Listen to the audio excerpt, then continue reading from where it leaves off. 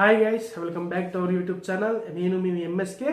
ఈ రోజు మన డబుల్ బెడ్రూమ్ అప్డేట్ అయితే వచ్చేసి జవహర్ నగర్ ఫేజ్ 3 గురించి అనమాట. వీడియో అయితే లాస్ట్ వరకు చూడండి. లాస్ట్ వరకు చూస్తేనే మీకు క్లారిటీగా అర్థమైంది.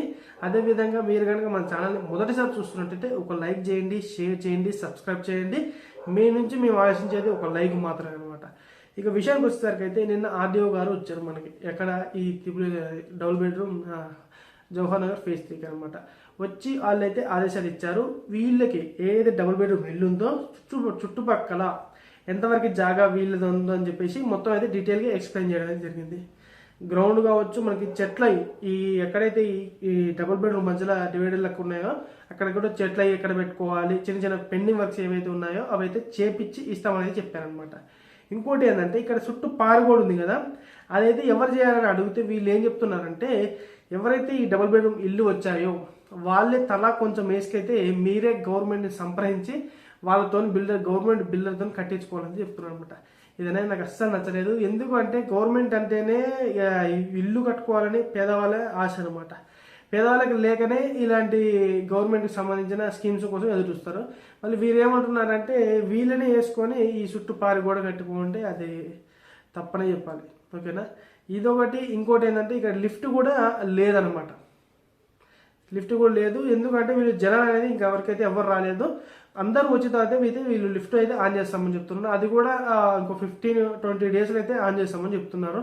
ఎవరైతే ఇంకా జవహర్ నగర్లో రాని వారు ఉంటారో, గ్రూపేషన్ చేసుకునే వారు ఉంటారో వాళ్ళైతే ఖచ్చితంగా గ్రూపేషన్ చేసుకోండి, లిఫ్ట్ అయితే ఆన్ చేస్తారు. ఎందుకంటే మీకోసం కానీ ఇంకా వేరే వాళ్ళు కూడా ఇబ్బంది పడాల్సి వస్తుంది, మెట్లు ఎక్కడన్నా ఏదైనా చేయాలన్నా కానీ. ఓకేనా, అందరికీ మరొకసారి చెప్తున్నా, అందరూ రండి, ఒక కమ్యూనిటీగా జాయిన్ అయిపోయి యూనియన్ ఫామ్ చేసుకోండి.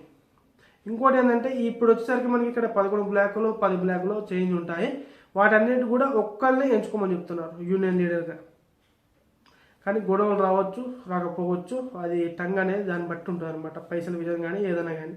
ఇంకోటి క్లీనింగ్ సెక్షన్, క్లీనింగ్ అనేది ఖచ్చితంగా చేసుకోవాలి ఫ్రెండ్స్. ఎందుకంటే క్లీనింగ్ లేకపోతే డబుల్ బెడ్రూమ్ కాక మొత్తం గలీజ్గా అయిపోతాయి. నేను చాలా దగ్గర చూసొస్తుంటాం కదా. ఇప్పుడు మన తమ్మాయి కూడా చూసుకున్నట్టయితే అక్కడ క్లీనింగ్కి వాచ్మెన్ లేరు, ఎవ్వరు లేరు. వాళ్ళ ఇల్లులు మటుకు మంచిగా ఉంటాయి, కానీ కింద చూసుకున్నట్టయితే చాలా ఘోరంగా ఉంటాయి అనమాట. ఊడ్చేటోళ్ళు లేక చెత్త అన్ని బడి గలీజ్గా ఉంటాయి. మళ్ళీ అది మెయిన్ రోడ్ తమ్మాయి కూడాది.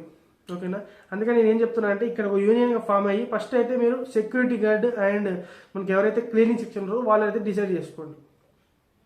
ఇంకో విషయానికి వచ్చేసరికి మనకి ఫస్ట్ ఆఫ్ ఆల్ ఇక్కడ చేంజ్ చేయాల్సింది ఏంటంటే మనకి వాచ్మెన్ కావాలి. ఇక్కడ వాచ్మెన్ ఒకటి, చుట్టూ పారిగోడ ఉంటేనే మనకి సేఫ్టీ అనేది ఉంటుంది. కొంచెం అడవి టైప్లో ఉంది కాబట్టి జనాలు అనేది కొంచెం భయపడే అవకాశం ఉంటుంది. ఇవాళ రేపు మనం చూస్తున్నట్టయితే మన రాంపల్లిలో కూడా మనైతే దొంగలు పడ్డారు. అంటే ఒక 2 months 1 month బ్యాక్ అనమాట. అంతా అక్కడే పడ్డాక లేని ఇక్కడ కొంచెం చిన్నగా ఉన్నాయి కదా, ఎవరికైనా సెక్యూరిటీ అనేది ఉంటుంది అనమాట. సెక్యూరిటీ ప్రాబ్లం అనేది ఉంటుంది కాబట్టి ముందైతే మీరు అక్కడ ఎవరైతే డబుల్ బెడ్రూమ్ ఇల్లు వచ్చిందో వాళ్ళు సెక్యూరిటీ పరంగా జాగ్రత్త వహించాలని నేను కోరుకుంటున్నాను. ఇది ఫ్రెండ్స్, ఇది అన్నమాట అప్డేట్. అక్కడ ఏమేమి మాట్లాడారో ఆ వీడియోలు కూడా మీకు అయితే ఇక్కడ పెట్టడం జరుగుతుంది.